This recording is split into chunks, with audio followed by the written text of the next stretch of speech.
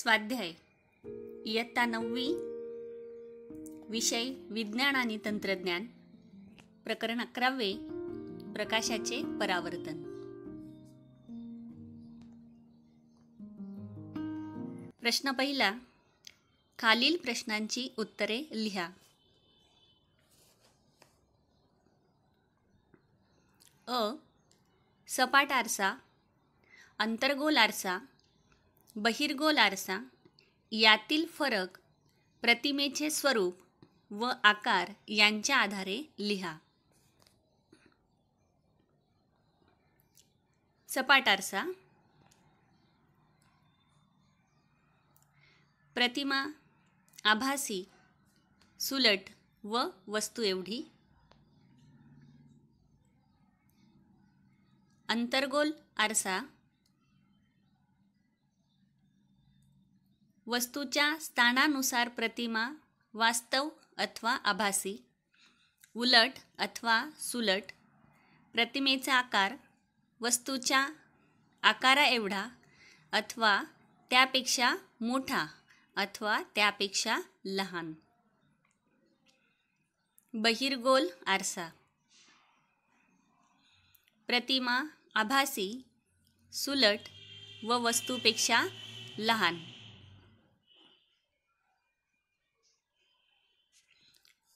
आ. अंतर्वक्र आरशांच्या संदर्भात प्रकाशाच्या स्रोतांच्या वेगवेगळ्या स्थिती सांगा। 1. Torch, 2. Projector lamp, 3. Flood light.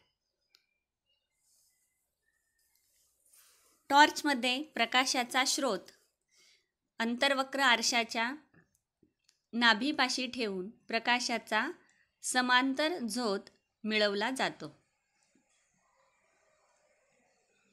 Projector लॅम्पमध्ये प्रकाशाचा स्रोत अंतर्वक्र आरशाच्या वक्रता मध्यावर ठेवलेला असतो।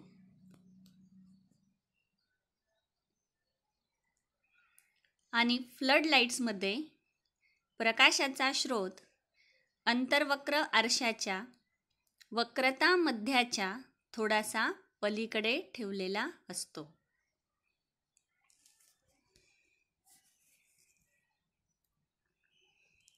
ई. सौर उपकरणांमध्ये अंतर्वक्र आरसे का वापरतात?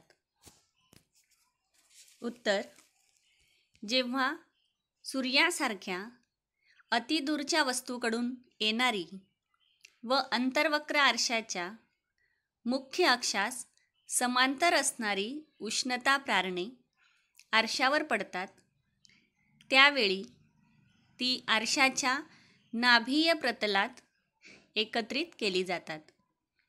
परिणामी तेथे मोठ्या प्रमाणात उष्णता निर्मिती होते। म्हणून सौर उपकरणांमध्ये अंतर्वक्र आरसे वापरतात। ई. वाहनांच्या बाहेरच्या बाजूला बसवलेला आरसा बहिर्वक्र का असतो? उत्तर: बहिर्वक्र आरशासमोर असलेल्या वस्तूची प्रतिमा सुलट व वस्तूपेक्षा लहान असते। वाहन चालकाला आपल्या वाहनामागून येणारी वाहने सुलट व स्पष्टपणे दिसण्याकरिता याचा उपयोग होतो। त्यासाठी वाहनाच्या उजव्या व डाव्या बाजूंना बहिर्वक्र आरसे बसवलेले असतात। उ. अंतर्गोल आरशाच्या साहाय्याने कागदावर सूर्याची प्रतिमा घेतल्यास काही वेळाने कागद का पेटतो? उत्तर: सूर्य पृथ्वीपासून अतिशय दूर असल्याने सूर्याकडून पृथ्वीकडे येणारे किरण परस्परांना समांतर असतात। सूर्यप्रकाशात उष्णता प्रारणेही असतात। अंतर्गोल आरशाच्या साहाय्याने कागदावर सूर्याची प्रतिमा घेतल्यास कागदावर अंतर्गोल आरशाच्या नाभीवर ही प्रारणे एकत्रित होतात। त्यांच्या परिणामाने काही वेळाने कागद पेटतो. गोलीय आरसा फुटल्यावर मिळणाऱ्या आरशाचा प्रत्येक तुकडा कोणत्या प्रकारचा आरसा असतो आणि का?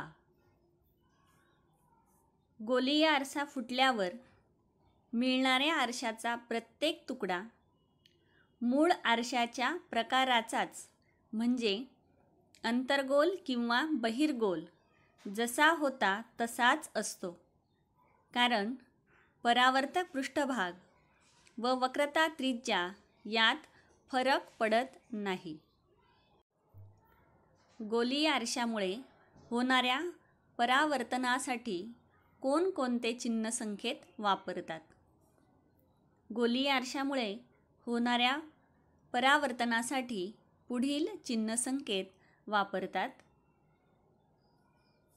नवीन कार्टेशियन चिन्ह संकेतानुसार आरशाचा ध्रुव म्हणजेच P आरंभबिंदू मानतात आणि मुख्य अक्ष हा संदर्भ चौकटीचा X अक्ष घेतात.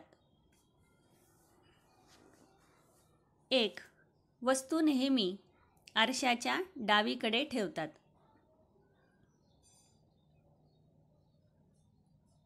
2. मुख्य अक्षाला समांतर असणारी सर्व अंतरे आरशाच्या ध्रुवापासून मोजतात.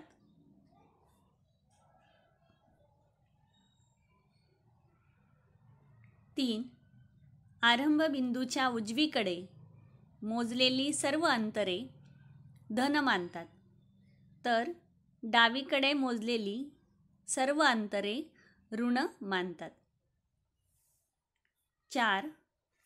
मुख्य अक्षाला लंब आणि वरच्या दिशेने मोजलेली अंतरे धन मानतात. 5.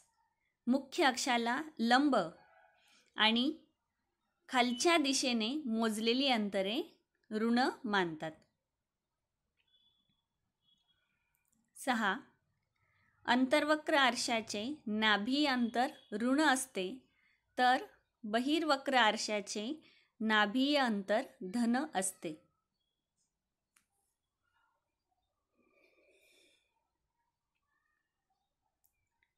चिन्ह संकेत आरसा अंतर्गोल आहे की बहिर्गोल यावर अवलंबून नाहीत.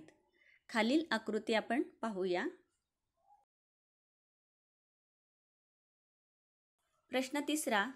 अंतर्गोल आरशामुळे मिळणाऱ्या प्रतिमांच्या सारांशावरून त्यांच्या किरणाकृती तयार करा. 1. वस्तू अनंत अंतरावर. येथे प्रतिमा अंतर्गोल आरशाच्या मुख्य नाभीवर तयार होते. ती वास्तव, उलट व वस्तूपेक्षा खूपच लहान असते. 2. वस्तू अनंत अंतर व वक्रता केंद्र यांच्या दरम्यान. येथे प्रतिमा मुख्य नाभी आणि वक्रता मध्य या दरम्यान तयार होते. ती वास्तव, उलट व वस्तूपेक्षा लहान असते.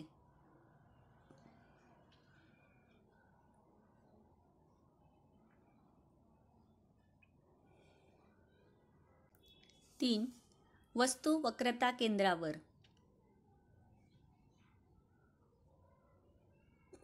येथे प्रतिमा वक्रता केंद्रावरच तयार होते. ती वास्तव, उलट व वस्तू एवढीच असते.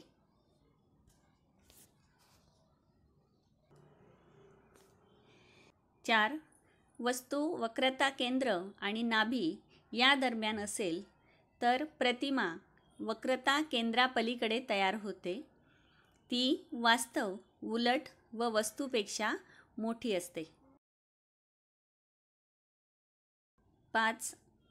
वस्तू नाभीवर असताना प्रतिमा अनंत अंतरावर तयार होते. ती वास्तव, उलट व वस्तूपेक्षा खूपच मोठी असते. 6. वस्तू ध्रुव आणि नाभी यांच्या दरम्यान असेल तर प्रतिमा आरशाच्या मागे तयार होते. ती आभासी, सुलट व वस्तूपेक्षा मोठी असते.